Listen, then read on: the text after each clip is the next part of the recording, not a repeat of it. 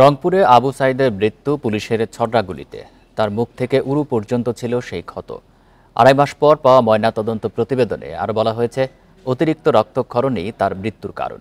এই রিপোর্ট হাতে পেয়ে শিগগিরই তা আদালতে জমা দেওয়া হবে বলে জানিয়েছে পুলিশ। বৈষম্য বিরোধী ছাত্র আন্দোলনের প্রতীক আবু সাইদ, তবে তার মৃত্যুর কারণ নিয়ে সামাজিক যোগাযোগ মাধ্যমে ছিল নানা জল্পনা কল্পনা। একটি ময়নাতদন্ত প্রতিবেদন শেয়ার করে বলা হচ্ছিল তিনি মারা গেছেন মাথায় ভারী কিছুর আঘাতে। তবে রংপুর মেডিকেলের ময়নাতদন্তের প্রতিবেদন বলছে, পুলিশের ছোড়ার গুলিতে অতিরিক্ত রক্তক্ষরণের কারণে তার মৃত্যু হয়েছে।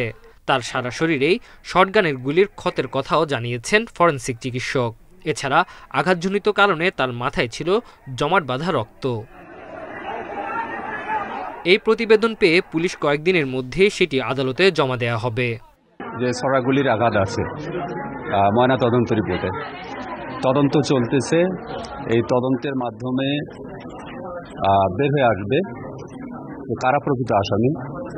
বিশ্ববিদ্যালয় প্রশাসনের ব্যক্তি, পুলিশ সদস্য, বহিরাগত, রাজনৈতিক ব্যক্তিত্ব, যেই হোক না কেন। এদিকে বিশ্ববিদ্যালয় প্রশাসন বলছে এর বিচার হতে হবে আন্তর্জাতিক আদালতে। আর মামলাটি ভিন্ন খাতে নেয়ার চেষ্টার কথা সামনে এনে শিক্ষার্থীরা বলছেন এ হত্যাকাণ্ডের বিচার দ্রুত করতে হবে। যারা বিশ্ববিদ্যালয়ের সাথে সম্পৃক্ত আছে সরাসরি হতভাবে, যারা ফেসে চলে আসছে, আমরা আশাবাদী যে এই মানুষগুলোর বিচার হবে। একই সাথে সংশ্লিষ্ট যারা আছে তাদের সকলকেও বিচারের আয়তা আনা হবে। 2 জন পুলিশ অফিসার গ্রেপ্তার হয়েছে এবং নানা টানবাহানা।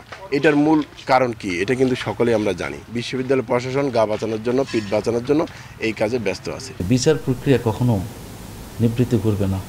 বিচার প্রক্রিয়া যাতে আন্তর্জাতিক মানের হয়, কেউ যেন প্রশ্নবিদ্ধ করতে না পারে, সেই চেষ্টা আমি করব। আশা করি বর্তমান অন্তর্বর্তী সরকার এটা আন্তর্জাতিক আদালতের মাধ্যমে এটা সুবিচার নিশ্চিত করবে।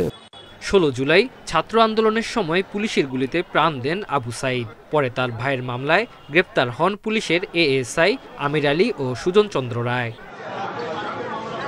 Independent news.